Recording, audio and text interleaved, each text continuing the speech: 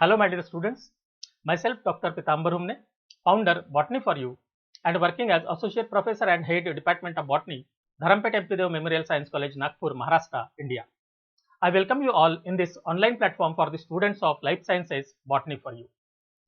Today we are going to undertake new topic, that is MCQs on biochemistry and plant physiology. This lecture is based upon RTM Nagpur University, Nagpur, PSC Semester 5, Paper 1. As you know, because of the COVID-19 pandemic, the many universities across the India are going to undertake online examination based upon objective type of the questions, and hence the students are facing problems regarding such type of the lectures based upon MCQ type of the questions. And hence today I am going to initiate this series for the semester 5, 3 and 1 also in the form of MCQ type of the question. In today's lecture we will see around 120 questions from this paper from semester 5. In this semester 5 paper 1, the unit 1 is based upon the carbohydrates, then lipids, amino acids and basics of enzymology. On every unit we will see around 30 questions, so that we will have the collection of 120 questions in this lecture. Whenever you are going to attempt the questions based upon the carbohydrates, so first of all you have to go through regarding the classification of the carbohydrates. I have given here the classification of the carbohydrates in the form of monosaccharide, oligosaccharide and polysaccharide based upon the number of molecules involved in it. Then monosaccharides again are classified into the trioses, tetroses, pentoses, hexoses and heptoses on the basis of number of carbon atoms which are present inside it. Then disaccharide and trisaccharide on the basis of number of molecules which are involved in it. And again the polysaccharides are classified into the structural polysaccharides and the storage polysaccharides. So if we remember this classification, we will be able to solve the many questions based upon the carbohydrates. So first one, now which of the following statement is most correct? That is, the carbohydrates are hydrates of carbon. Then carbohydrates correspond to the general formula CH2ON. Then carbohydrates are the polyhydroxyaldehydes or polyhydroxy ketones and their derivatives, and none of the above. If you see these four, then you will find that these carbohydrates are not just the hydrates of the carbon. Even there are the many such carbohydrates are there which are not showing the CH2O type of the molecular formula, and in this way here the most of the carbohydrates which are fall in the category of the polyhydroxyaldehydes and the polyhydroxy ketones, and hence the correct answer for this question is carbohydrates are polyhydroxyaldehydes and polyhydroxy ketones and their derivatives. Second one, that is which of the following is not called as the sugar? In such type of the question, student, you must remember about this letter that is not.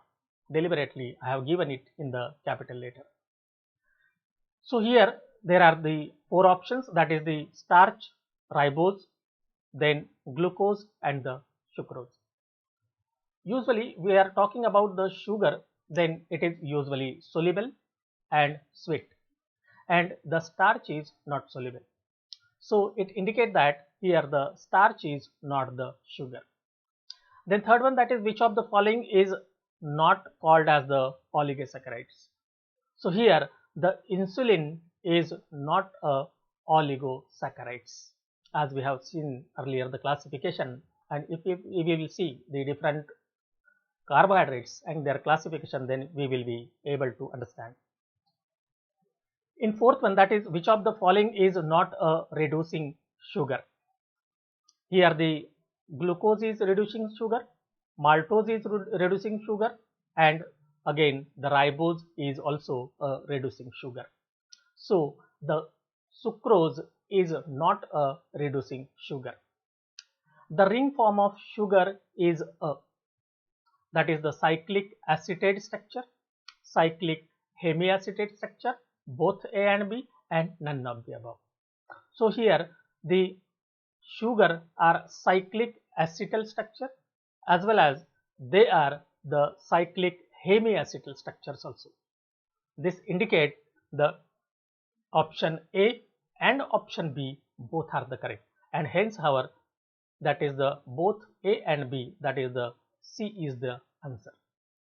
Then glucose and the fructose are optically active, and we know that the glucose is dextrorotatory and the fructose is levorotatory, and hence here the option C, that is the glucose is the dextrorotatory and the fructose is levorotatory, and these are the optically active compounds. Then which of the following polysaccharides is probably the most abundant organic substance on the earth? If you see the chitin, cellulose, starch and insulin, then you will find that the cellulose is a component which is found in a cell wall of every plant. So the cellulose is the component which is present on the earth in abundant number. Then eighth one, which of the following is mucopolysaccharides? So here the cellulose, hemicellulose, chitin and the pectin, out of which the chitin is a mucopolysaccharides. Then the enzymes invertase hydrolyzes sucrose into. So here this enzyme, that is invertase, which is responsible to hydrolyze the sucrose into the two different compounds, and that is glucose and the fructose, and hence the glucose and the fructose become the answer for the action of invertase invertase enzyme on the sucrose. Then which of the following is not component of the hemicellulose? Not a component of the hemicellulose. Here the xylene is a component of hemicellulose. Then mannans and glucomannans, these are also the components of the hemicellulose.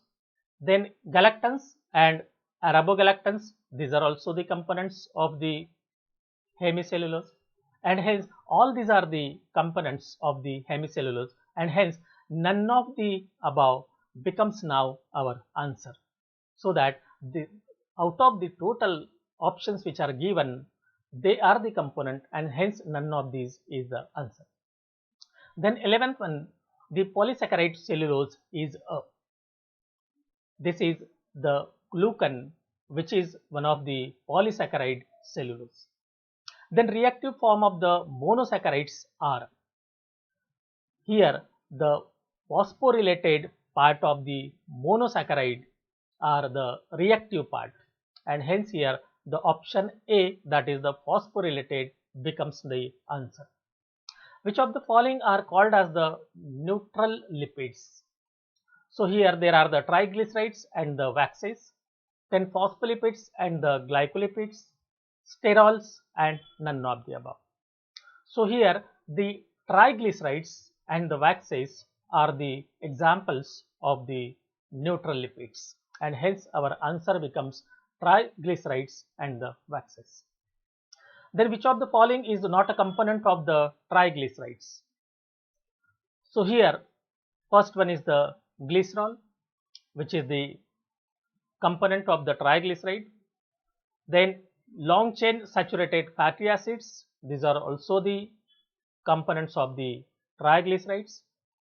Then long chain saturated fatty acids, these are also the components, and hence the long chain monohydric alcohol, see now alcohol, it is not the component of the triglycerides, and hence here that is the long chain monohydric alcohol is not the component of the triglyceride. The 15th one, that is, which of the following is not a saturated fatty acids?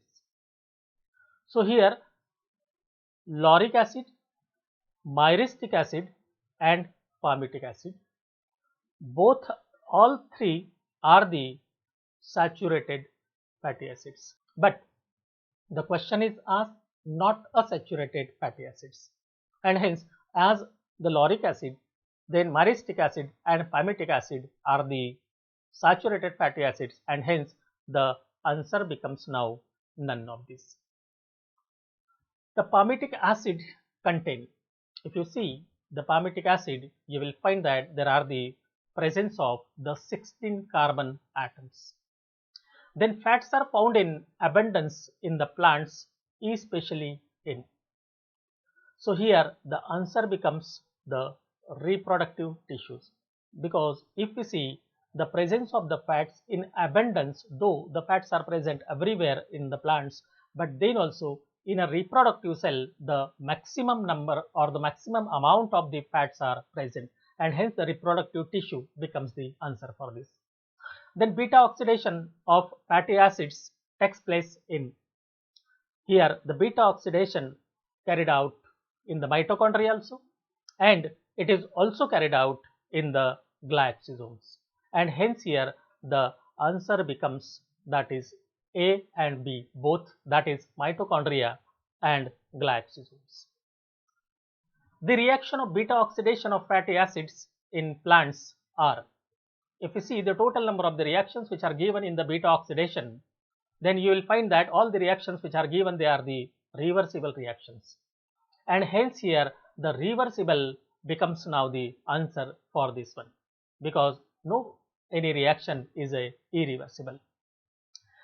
Then in each turn of the beta oxidation spiral, there is sequential removal of 2 carbon atoms in the form of, means in every turn of the beta oxidation, when the 2 carbon atoms are removed, how they are removed or in which form they are removed. Every time if we see the beta oxidation, we find that here the 1-acetyl coenzyme A molecule is removed in every spiral of the beta oxidation, and hence the 1-acetyl coenzyme A molecule becomes the answer. Then each turn of beta oxidation spiral generates 2 reduced coenzymes in the form of, means here as a reduced coenzyme which are generated in the beta oxidation, and that are NADH molecule and FADH2 molecule. So the answer is, that is 1 NADH molecule and 1 FADH2 molecule, which are usually generated in every beta oxidation spiral. The acetyl coenzyme A molecule produced at the end of beta oxidation spiral may be converted into the sucrose through. After the formation of the acetyl coenzyme A molecule in the beta oxidation, it is used in the glycosylate cycle, so that it convert into the sucrose.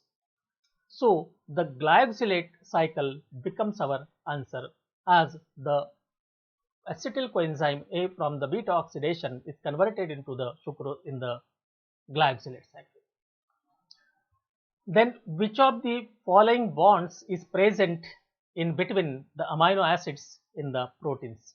As we know, the many amino acids, there are the 20 different amino acids in the living organisms, and these different amino acids are responsible for the formation of the proteins, and these are joined with each other by means of the peptide bond, and hence here there are the presence of many peptide bonds among the different amino acids for the formation of the chain of the polypeptide, and hence it is known as the polypeptide bond or the peptide bond. So that there is a formation of the polypeptide chain, and that is nothing but the protein. Then which of the following is true regarding the solubility of amino acids? That mostly the soluble in the water and insoluble in the organic solvents. Then they are only water soluble, they are only soluble in the organic solvent, and mostly soluble in organic solvent and insoluble in the water. If we see these amino acids, then we will find that they are mostly soluble in the water and insoluble in organic solvents, and hence here it becomes now the answer for this question. If we want to give the answers based upon the different amino acids, then we should remember the different structures of the amino acids as well as their properties. That these different amino acids are classified into the different categories, that is the non-polar R group, then polar R group, then negatively charged R group, and positively charged R group. So in this way they are categorized into the 4 different classes.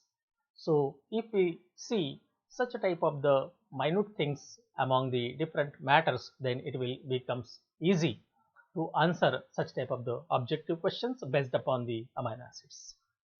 Except for small group of the catalytic RNA, all the enzymes are. We know that all the enzymes are proteins, but all proteins are not enzymes.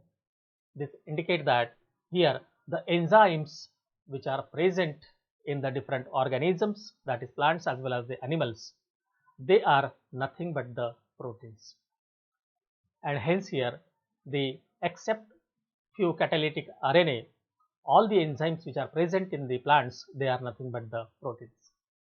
Then which of the following statement is not correct? Not correct. We have to remember this one. That enzymes are simple or combined proteins acting as a specific catalyst. Means this is a correct statement. Then enzymes are organic catalyst. This is also a correct statement.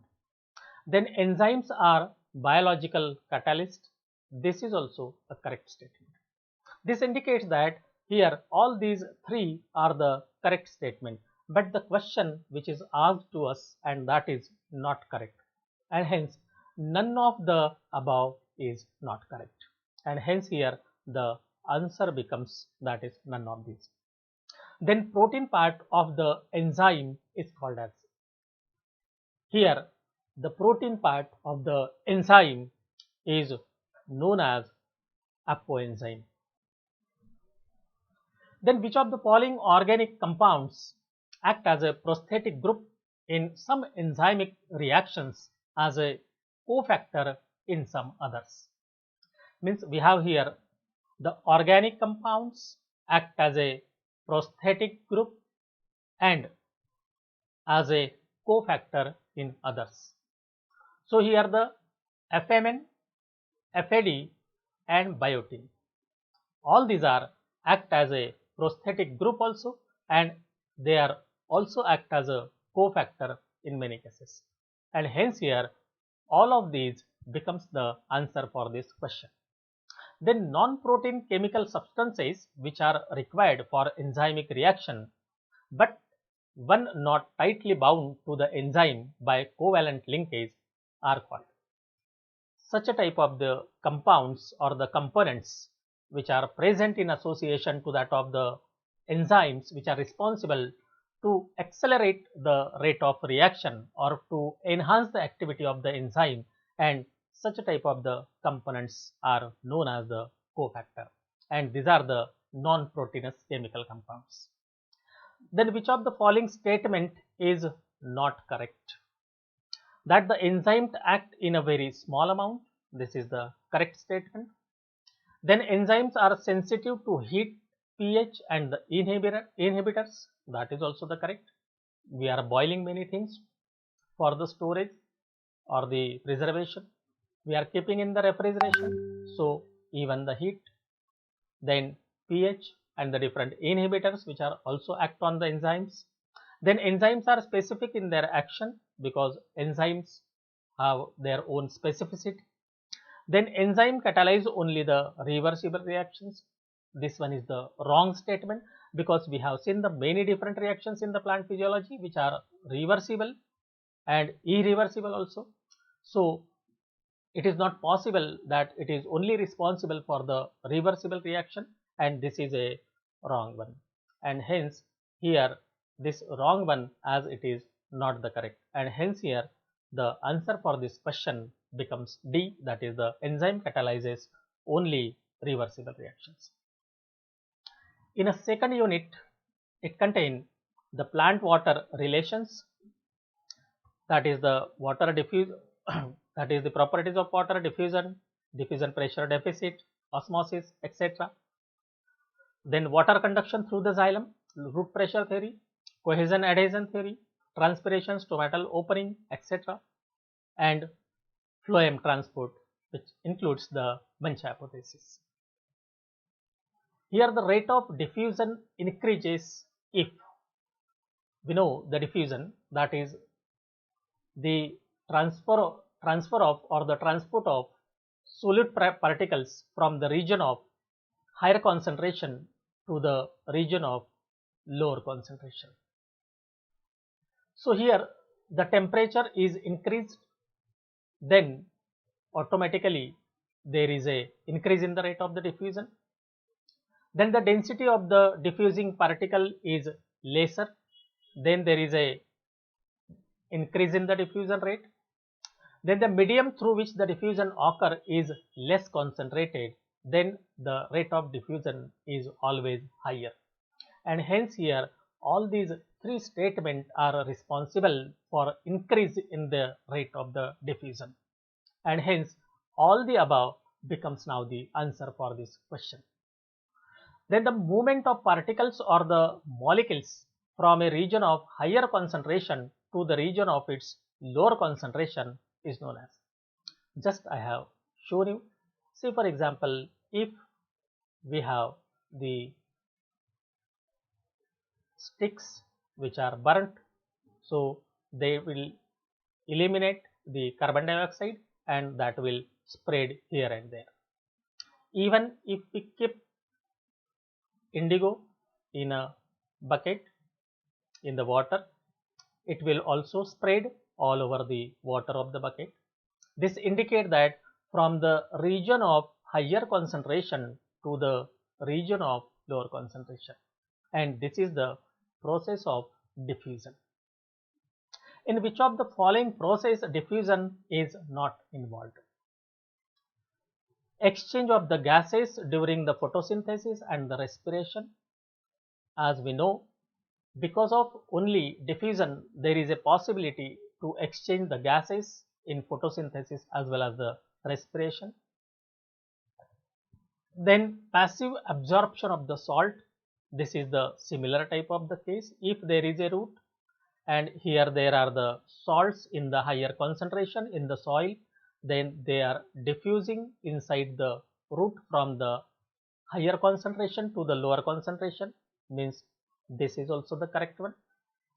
Then release of the water vapor from the intercellular spaces to the outer atmosphere through the open stomata, means again here because of the increase in the concentration of the water vapors in the stomatal cavity, there is a release of the water vapors into the atmosphere.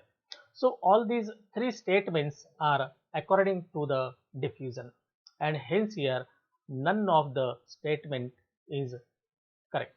So the answer becomes none of the above, as it has been given that not involved, because here the diffusion is involved in the first statement, second statement and third statement also. Then diffusion pressure is directly proportional to the concentration of the diffusing particles, inversely proportional to the concentration of the diffusing particles, then independent of the concentration of the diffusing particle, and none of the above. Usually the diffusion pressure is directly proportional to the concentration of the diffusing particle, and hence it becomes the answer. diffusion of the solvent molecules into the solution through a semi-permeable membrane.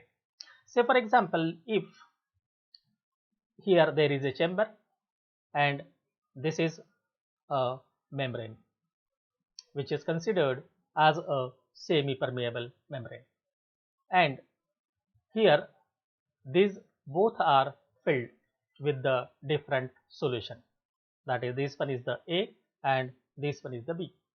So if this is a semi-permeable membrane and if the A having the higher concentration and B having the lower concentration, so in such a cases the solvent molecules, remember, solvent molecules will transport from the B to the A through semi-permeable membrane, and this is known as osmosis.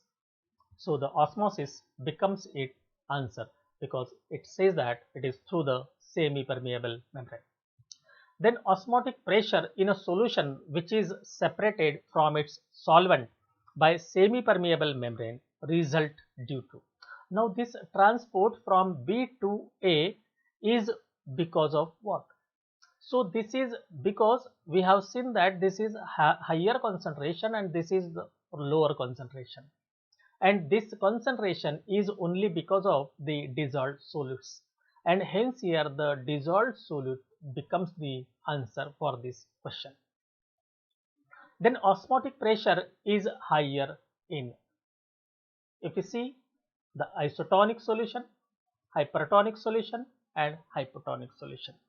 Means if we have to keep one cell in a solution, this one is the second one and this one is the third one, A, B and the C. If the outer solution and the cell content is with the same concentration, then it is isotonic. If outer is higher than the cell, then it is a hypertonic solution, and if the outer solution is lower concentrated or less concentrated than the cell, then it is a hypotonic solution. So the osmotic pressure will always be higher because it is directly proportional to the concentration or the dissolved solutes, and hence in a hypertonic solution the osmotic pressure will always be the higher. Then turgor pressure of a plant cell increases due to. Now turgor pressure means what? When the pressure is exerted by the plasma membrane on the cell wall. This outer one is a cell wall and this inner one is a plasma membrane. So when this plasma membrane create the pressure on the cell wall, then it is known as the turgor pressure, and this is only possible when the liquid or the solvent molecules can enter inside. So when any material will enter inside the cell, then it is known as the end osmosis, and hence here the turgor pressure can be increased with the help of end osmosis, and hence it becomes now the answer. Then a plasmolysed cell or the tissue can best be deplasmolysed by putting it into.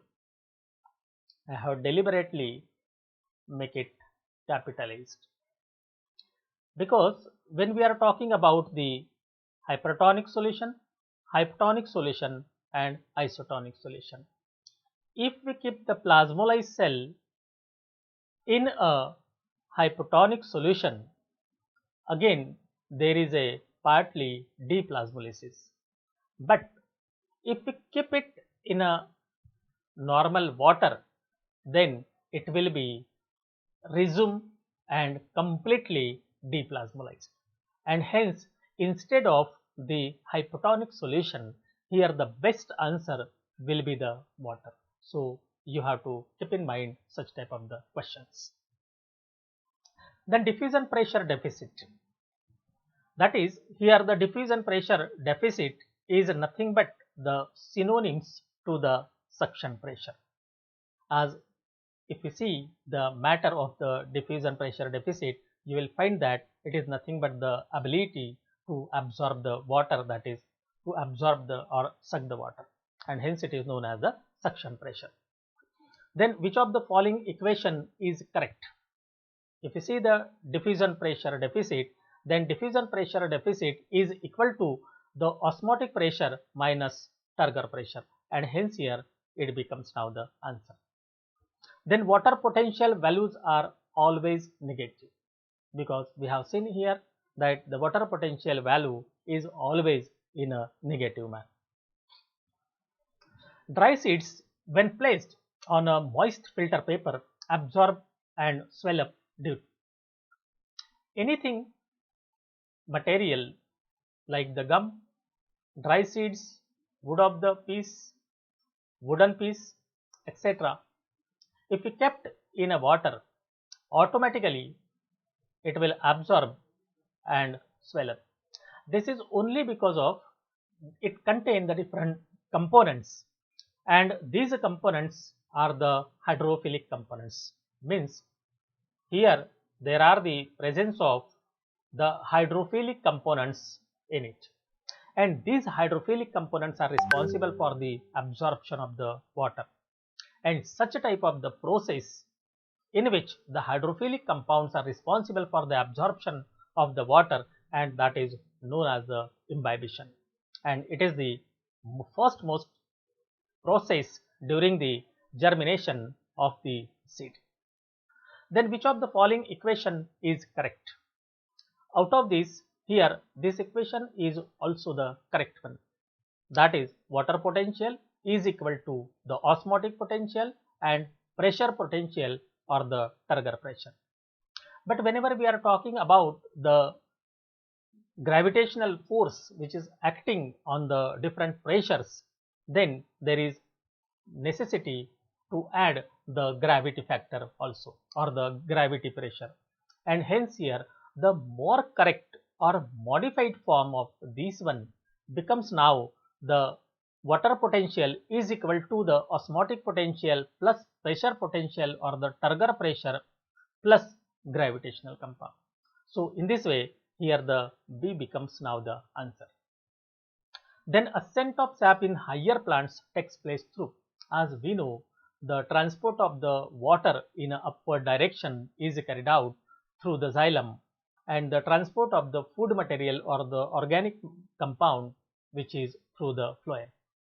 So here, as the ascent of sap means the transport of the water in an upward direction is carried out through the xylem. Then during the ascent of sap, the continuity of the water column in xylem is maintained by this continuity of the water column in the xylem, that is xylem vessels and the tracheids, it is maintained because of the cohesive force or the property of the water as well as the adhesive property of the water both. Because of the cohesive property, because of the formation of the hydrogen bonds in between the water molecules, and there is a attachment of the water column to the wall of the xylem, that is the tracheids and the vessels. This continuity of the water column in the xylem is maintained, and hence here the cohesive property as well as the adhesive property of the water is responsible to maintain the continuity of the water in the xylem, and hence here both, that is A and the B, becomes the answer. Then root pressure can be measured by. So here you must remember that the root pressure can be measured with the help of mercury manometer. So usually here there is a potted plant having the roots, and here there is a bent tube. So, and there is a graduated tube on it. So on this graduated tube which is attached to the stand, and that can be used to measure the root pressure. So such type of the mercury manometer is used to measure the root pressure. Then during the day, increasing water potential and osmotic potential of the guard cells, leading to the stomatal opening and which are facilitated by. So if we see this hydrolysis of the starch into the sugar in the guard cell, and because of that if we see the guard cells, then you will find that the guard cells becomes turgid, and when they turgid or the swell, at that time the stomata becomes open, and for this there is necessity to absorb the water from surrounding cell by the guard cell. So this is only possible by increasing the osmotic pressure of the guard cell. So hydrolysis of the starch into the sugar is responsible for the increase in the osmotic pressure of the guard cell. Then synthesis of the starch into the sugar, this is also responsible for the increase in the osmotic pressure of the guard cell. And the ATP driven proton and potassium exchange pump mechanism leading to accumulation of the potassium ions in the guard cell, and that is also responsible for the increase in the osmotic pressure of the guard cell.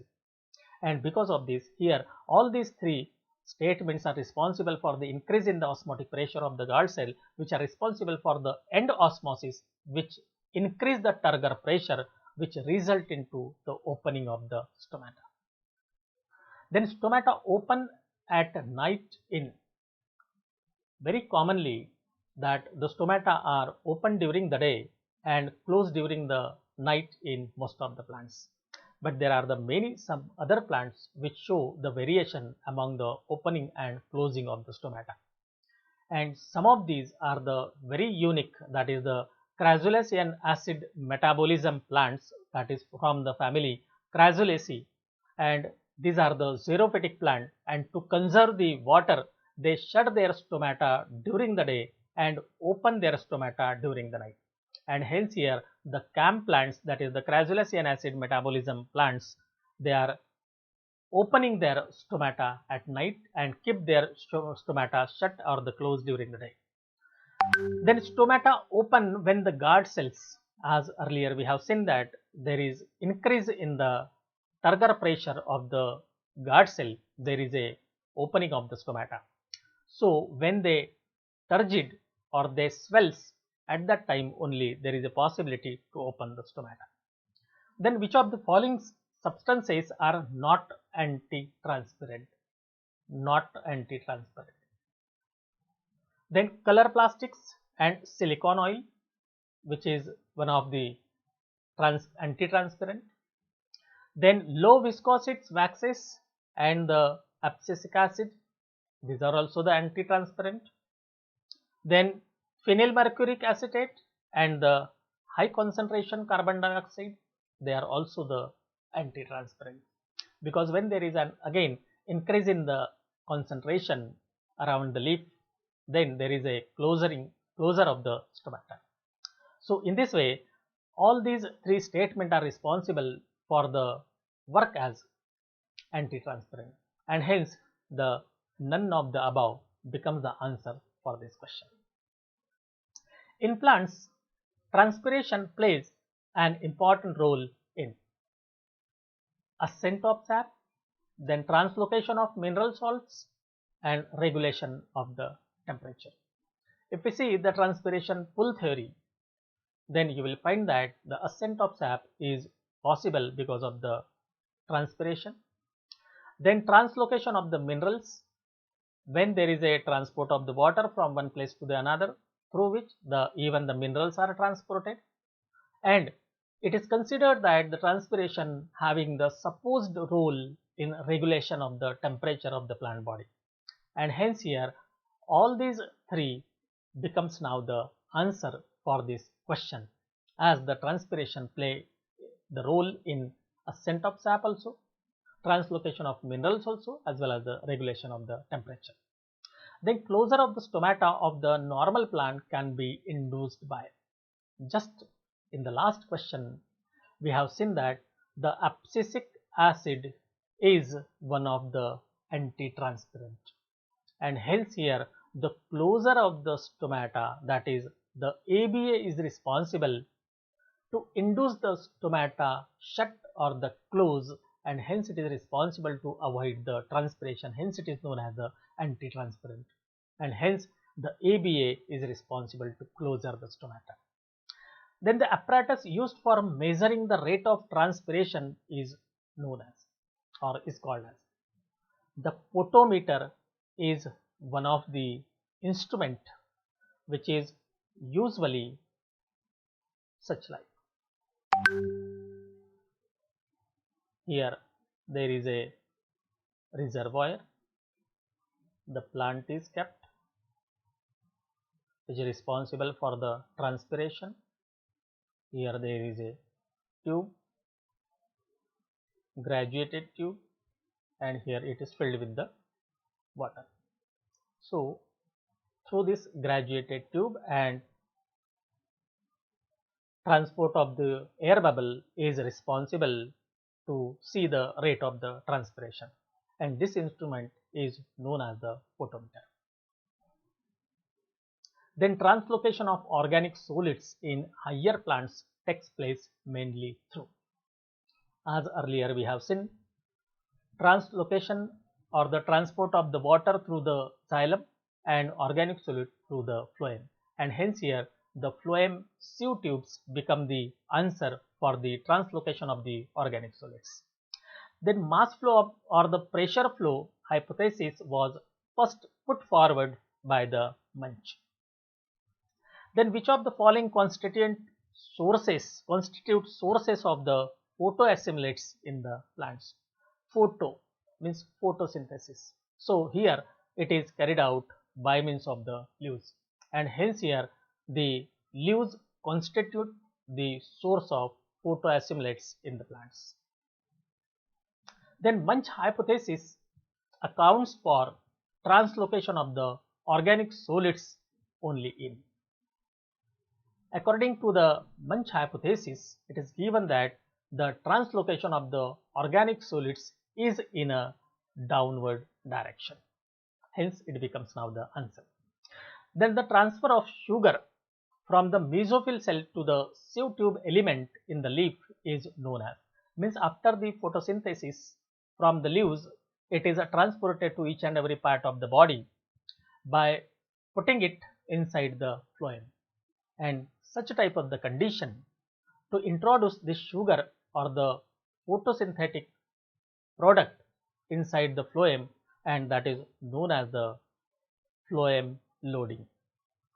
Even when through this phloem, when it is provided to the sink or the developing part like the root, seed, flowers, fruit, then it is known as the phloem unloading. So for this, from the leaves to the sieve tubes or the phloem, and that is known as the phloem loading. Then sink tissues or the organ in the higher plants are many. Means here where there is a need of the organic food material after the photosynthesis, and that part are known as the sink tissues or the organs.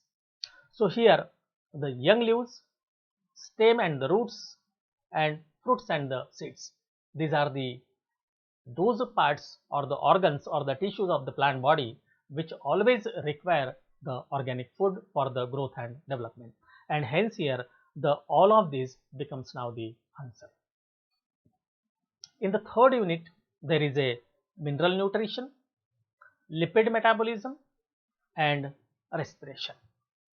So here we will see the questions based upon the mineral nutrition, lipid metabolism, and the respiration. Which of the following element are not called as a macronutrient?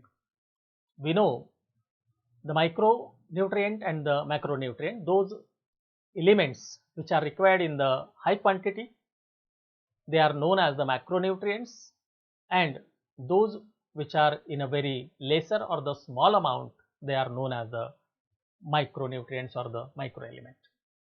So here the carbon, oxygen, hydrogen, nitrogen, phosphate, potassium, calcium, sulfur, magnesium, these are the components which are required by the plants in the higher quantity. So the rest one, that is the iron, zinc and molybdenum. So these are the components which are required in a very less quantity, and hence these are the micro. So these are the micro elements or the micronutrient, and hence they are not the macronutrient, and hence it becomes now the answer. Then which of the following element are non-mineral essential elements? Non-minerals means minerals to which we are talking, which are absorbed or taken from the ground. So here out of this, the carbon, hydrogen and oxygen, these are not taken or absorbed as a minerals by the plant body, and hence these are the non-mineral elements. Then chlorosis of leaves due to the nitrogen deficiency begin at first in the older leaves. This we should know about the different symptoms which are caused due to the deficiency of the different macro and the micronutrient, so that we will be able to answer such questions quickly. Then magnesium is an important component of, we know that if you see the structure of the chlorophyll, then in the center there is a magnesium, and there are the 4 different porphyrin rings which are joined with each other through the magnesium. So it indicates that the magnesium is an important component of the chlorophyll. Then which of the following is not deficiency symptom of the phosphorus? Here the premature leaf fall, necrosis or the necrotic areas on the leaves and the fruits, then chlorosis of leaves and dark green coloration of the leaves. Out of this, the chlorosis of the leaves is a symptom of the deficiency of the nitrogen usually, and hence here the chlorosis of the leaves is not the deficiency symptom of the phosphorus. Then typical symptom of the manganese deficiency in the plants are.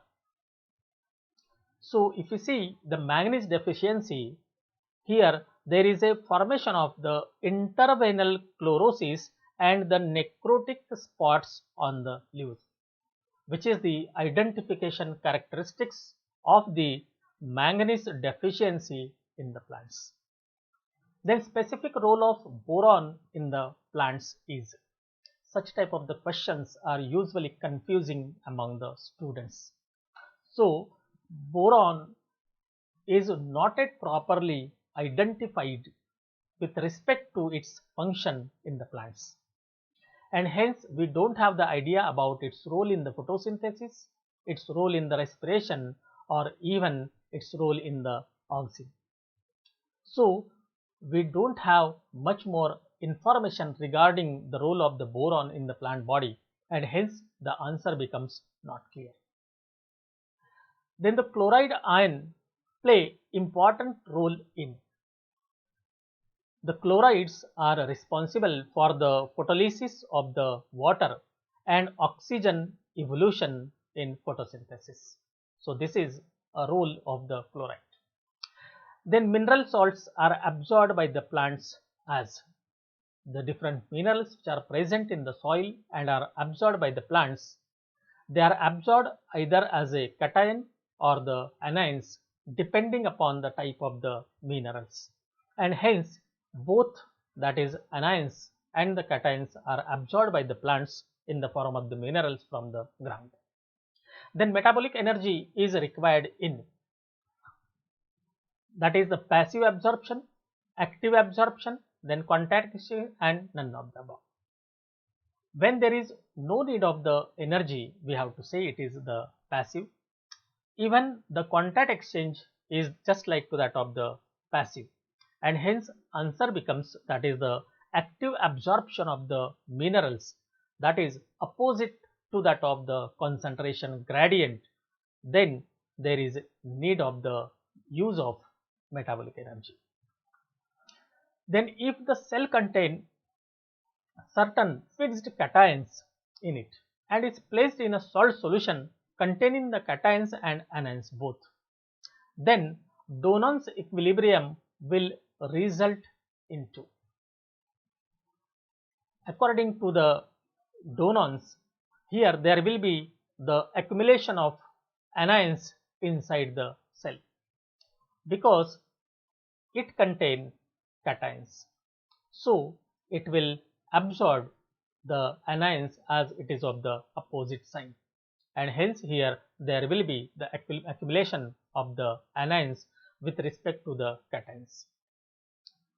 Then the glycolate cycle was discovered by. Such type of the question we must know about, and here the answer becomes that is the Kornberg and the Krebs. Then conversion of fats into sucrose through the glycolate cycle is completed in.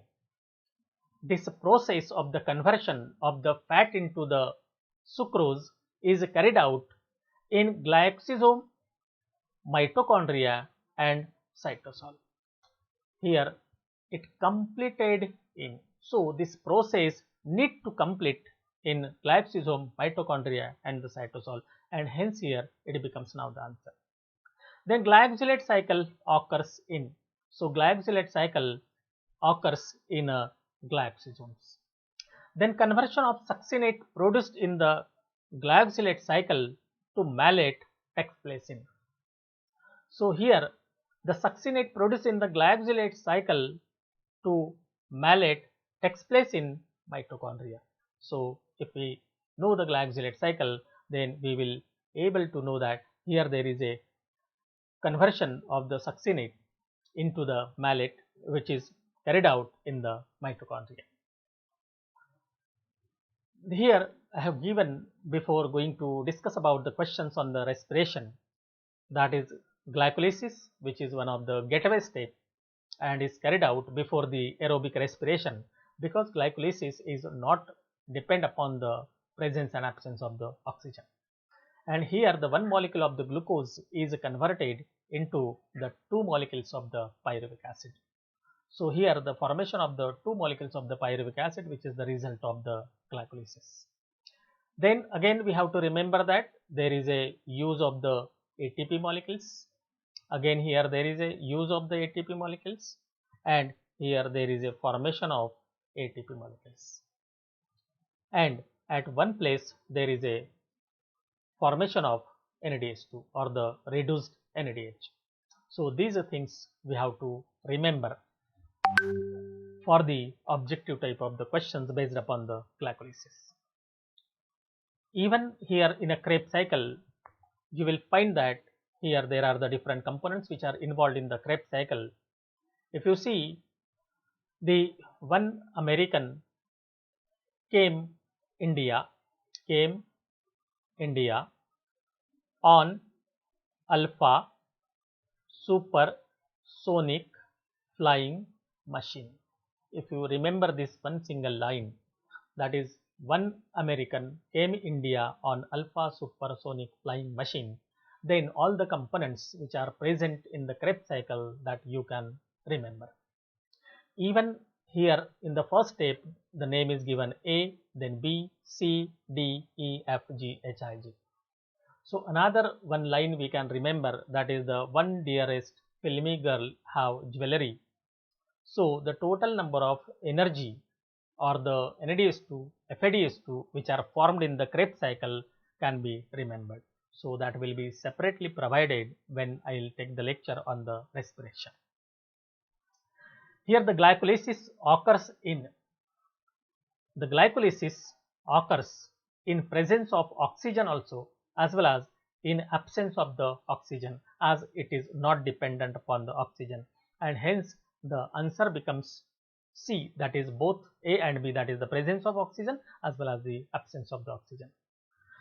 Then glycolysis is also known as the glycolysis on the basis of its discoverer or the name of the scientist who has been discovered the glycolysis, that is Embedon, Meyerhof and the Parnas, and on their names this is known as the EMP pathway. Then reduced coenzyme NADH is produced in the glycolysis during the conversion of, just we have seen the process of the glycolysis, and in which the glyceraldehyde 3-phosphate when converted into 1,3-diphosphoglycerate or the 1,3-diphosphoglyceric acid, at that time there is a synthesis of the one molecule of reduced NADH, that is the NADH2. So in this way there is a formation of one NADH2. Then which of the following is common in both aerobic and the anaerobic respiration? As we have earlier seen that the glycolysis is known as the gateway step, and later on the basis of the presence and absence of the oxygen, it is decided there will be the aerobic respiration or the anaerobic respiration, and hence here the glycolysis is considered as a common to both, that is the aerobic and the anaerobic respiration. Then Krebs cycle is also known as the Krebs cycle, also known as the tricarboxylic acid cycle, and it is also known as citric acid cycle. The citric acid is the first stable component, and hence it is known as the citric acid cycle, and it contains 3 carboxylic group, and hence it is known as tricarboxylic acid cycle. And hence here both, that is A and B, that is the TCA cycle and the citric acid cycle, are another names for the Krebs cycle. Then which of the following is released during the conversion of succinate to fumarate in the TCA cycle? This you have to remember from this F, that is FADH2. So it becomes easy that earlier that I have been given, one American came India on Alpha supersonic flying machine, and the one dear filming girl have jewelry. So on that basis we can easily remember the formation of the different enzymes as well as the different components. Then how many reduced NADH molecule are produced in aerobic oxidation of 1-glucose molecules? So here during the 1-glucose molecule oxidation, there is a 10 NADH molecules are produced in the aerobic oxidation. Then much of the free energy released during the oxidation of the pyruvate into the TCA cycle is initially stored in the form of, if you see the glycolysis and TCA cycle, that is Krebs cycle, you will find that the glycolysis and Krebs cycle, they are joined with each other by means of oxidative decarboxylation. And during the oxidative decarboxylation, the pyruvic acid which is formed in the glycolysis is converted into acetyl coenzyme A in the oxidative decarboxylation, and later on the acetyl coenzyme A combine with the oxaloacetic acid which convert into the citric acid in the Krebs cycle, and hence here the reduced coenzymes is the answer.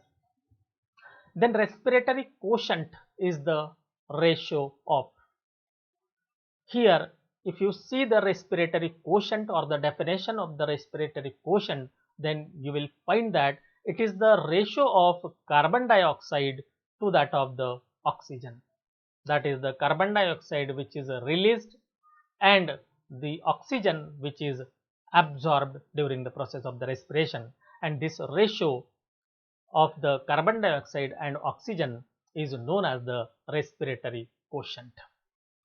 The terminal oxidation of the FADH2 result in the synthesis of only 2 ATP molecules instead of the 3. As we have seen in a terminal oxidation or electron transport system, there is a formation of 3 ATP molecules from NADH2 and 2 ATP molecules from FADH2, because the FADH2 is responsible to bypass the one reaction, and hence here the first phosphorylation site is bypasses by the FADH2, and hence here instead of the formation of the 3 ATP molecules, there is formation of only 2 ATP molecules from the FADH2. In mitochondria, the head piece, that is F1 of phosphorylating complex. So, if we see the structure of mitochondria, then we will find that the head part is projecting into the matrix, as there are the presence of these F1 particles on the cristae, that is on the inner membrane. Then the value of ORQ is less than 1 when the respiratory substrate is. If you see the carbohydrate, then it is equal to 1. If you see the organic acid, then you will find that more than 1. And if you see the fats or the protein, it is less than 1. So here the less than 1 is the question. So the fats and protein becomes the answer. Photorespiration is also known as glycosylate cycle. The first stable compound contains the 2 carbon atoms, and hence it is known as the C2 cycle, and hence here the glycosylate cycle and the C2 cycle both are the alternating names for the photorespiration, and hence the both A and B becomes the answer. Photorespiration appears to be wasteful process because in photorespiration there is no net conservation of energy. ATPs and reduced coenzymes are not formed. Then input of energy, that is ATP, is required to drive the process.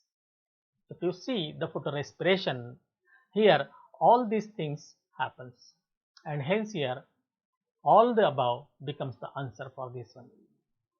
Then which of these is not product of the fermentation? We have seen alcoholic fermentation and lactic acid fermentation, and the product or the end product is with the carbon dioxide. So in a lactic acid there is a release of the lactic acid.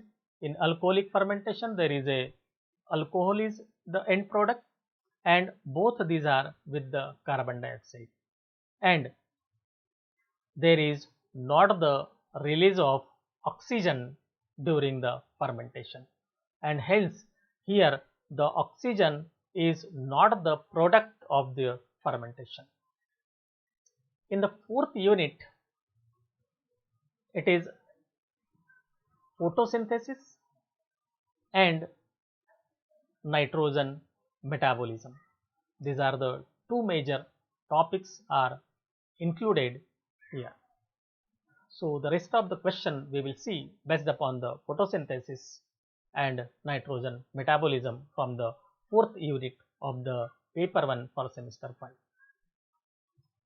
End product of photosynthesis are, if you see the reaction of the photosynthesis, that is the 6 time CO2 plus 12 time H2O in presence of light and chlorophyll, formation of C6H12O6 plus 6 time water plus 6 time O2. So these are the end product of the photosynthesis. So if you see that here this is the hexose sugar and this is the oxygen, and hence here this becomes now the answer. Then most of the photosynthesis in the world is carried out by, as we have know, the 3/4 of the earth surface is occupied by the ocean or the water, and inside it there is a presence of the algae. This algae is known as the marine algae, as it is present in the marine water or the ocean water, and hence here the photosynthesis in the world is carried out by marine algae most. Then molecular formulae of the chlorophyll A and the chlorophyll B respectively are. For such type of the question, we should remember the molecular formula of such type of the compounds like the chlorophyll A and the chlorophyll B. So here the C55H72O5N4 and C55H70O6N4 and Mg, these are the molecular formulae of chlorophyll A and chlorophyll B respectively. Accessory or the antenna pigments absorb and transfer light energy too. As we have known, the chlorophyll A is known as the reaction center because it is involved in the emission of the electron, and rest of all the accessory pigments are responsible to absorb the light energy and transfer that light energy to the chlorophyll A, and hence here the chlorophyll A becomes now the answer. A plot of the intensity of certain phenomena such as the rate of photosynthesis as a function of different wavelength of light is called as. Means here the rate of photosynthesis is nothing but the product of the work, that is on the basis of the type of the light which is to be absorbed, means of the which type of the wavelength, and such a type of the plot is known as the action spectrum, means how much rate of the photosynthesis is there in which type of the wavelength of the light. Then red drop and the immersion enhancement effect have been instrumental in discovery of.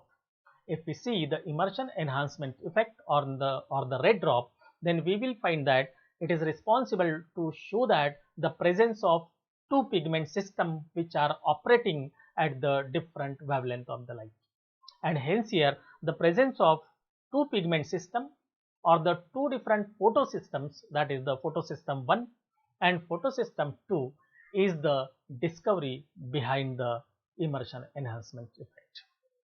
In photosynthesis, the ultimate source of the electron is, if you see in photosynthesis there is a photolysis of the water, and during the photolysis of the water molecule is lysed into the two protons plus two electrons and half of the O2. So this indicates that the water molecule is the source of the electron in the photosynthesis, and hence here it becomes now the answer. Then reaction center of the pigment system 1 is. So here the pigment system 1 having the reaction center, that is chlorophyll A, P of 700, and for the pigment system 2 it is P of 680. During non-cyclic electron transport, photophosphorylation occurs at, here there is only the one place in the photophosphorylation where carried out in the non-cyclic photophosphorylation. Then Calvin cycle is also known as. Here the Calvin cycle is also known as C3 pathway, as its first stable compound is the 3-carbon compound. It is also known as the reductive pentose phosphate pathway, and it is also known as the PCR pathway, and hence all the above becomes now the answer for this question. Then which of the following is carbon dioxide acceptor in the dark reaction of the photosynthesis, that is in the Calvin cycle. So if you see the Calvin cycle, the ribulose 1,5-biphosphate is carbon dioxide acceptor, and hence here the RUBP becomes the answer. Then which of the following does not occur in cyclic electron transport and photophosphorylation? We are talking about that not occur in cyclic electron transport or cyclic photophosphorylation. If you see the photolysis of the water, which is the characteristic feature of the non-cyclic photophosphorylation, evolution of the O2 is also the characteristic feature of the non-cyclic photophosphorylation, and formation of the reduced NADPH is also the characteristic feature of the non-cyclic photophosphorylation. Means here all these three things which are given here, they are from the non-cyclic photophosphorylation and not from the cyclic one, and hence here all these are not occurring in the cyclic electron transport or the cyclic photophosphorylation. Then C4 pathway is known as, the C4 pathway is also known as the C4 dicarboxylic acid pathway, then Hatch Slack pathway, MD Hatch and the CR Slack, who has confirmed this pathway after its discovery, and hence it is also known as the Hatch and the Slack pathway, and hence here the answer become, that is the A and B, that is the C4 dicarboxylic acid pathway, because it contains the 2 carboxylic group and it is discovered by the MD Hatch and CR Slack, and hence it is known as the Hatch and the Slack pathway. Hence answer becomes now the C.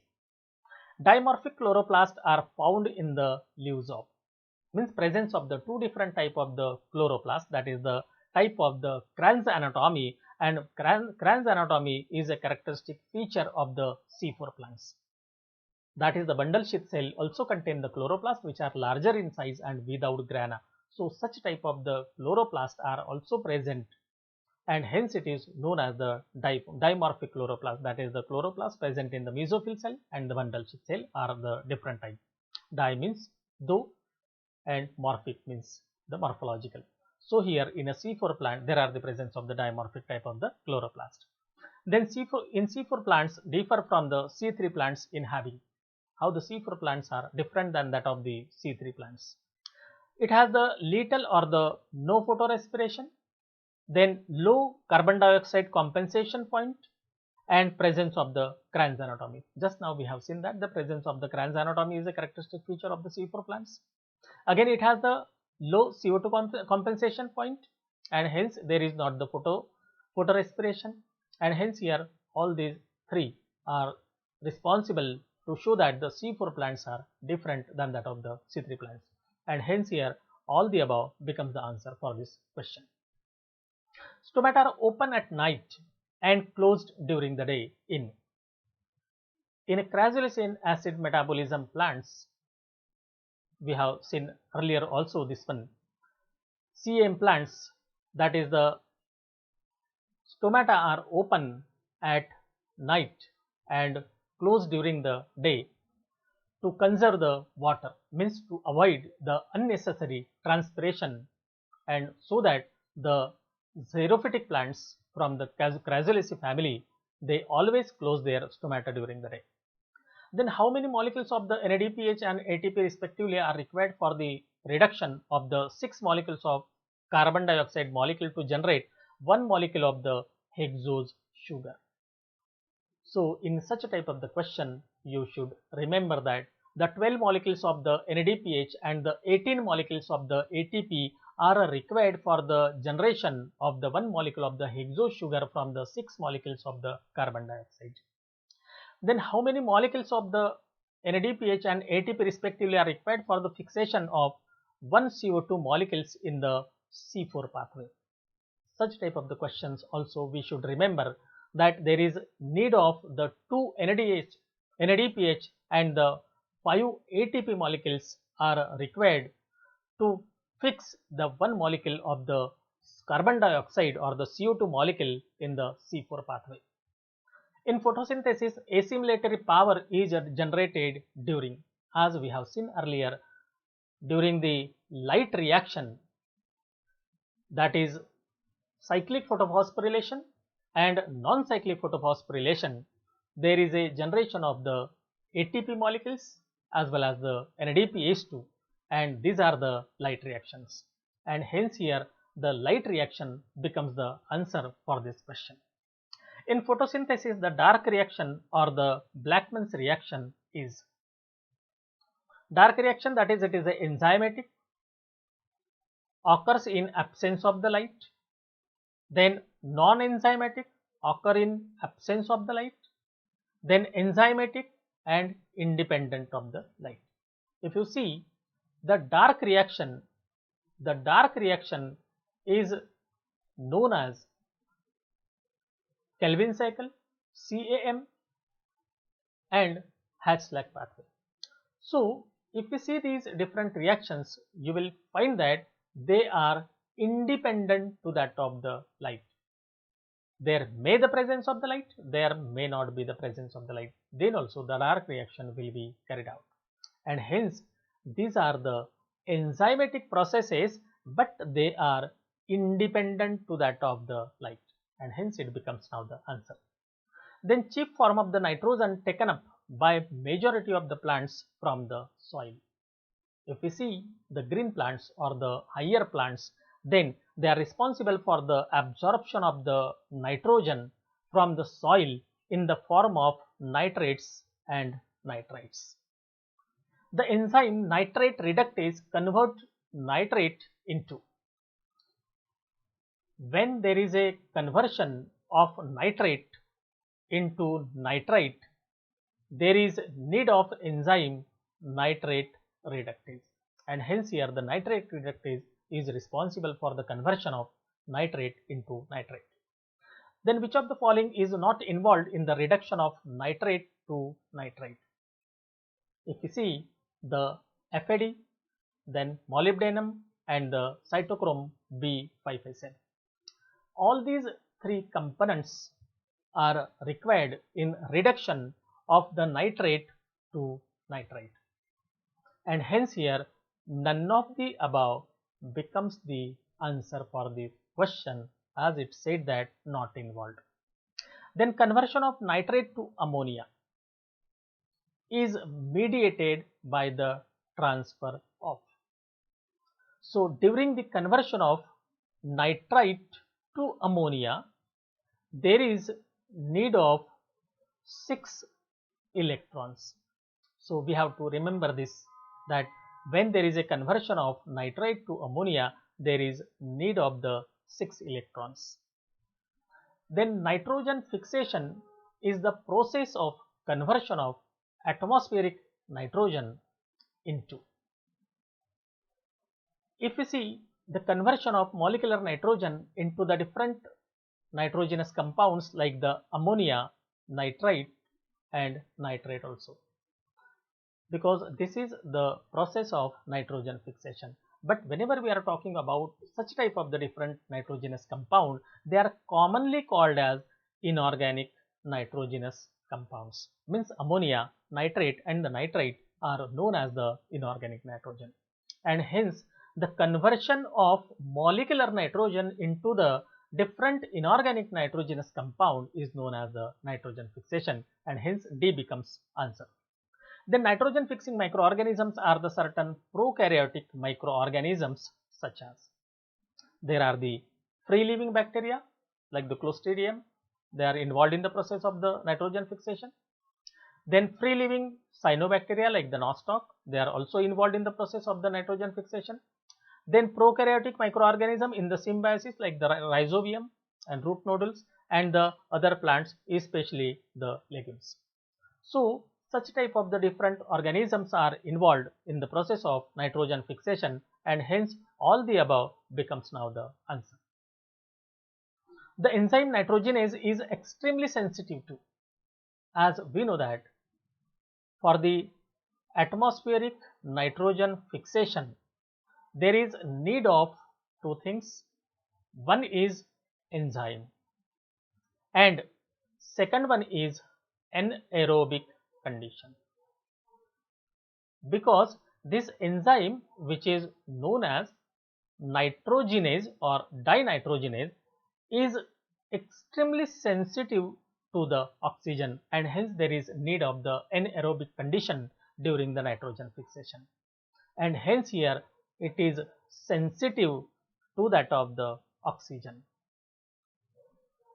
Then which of the following is a component of the nitrogenase?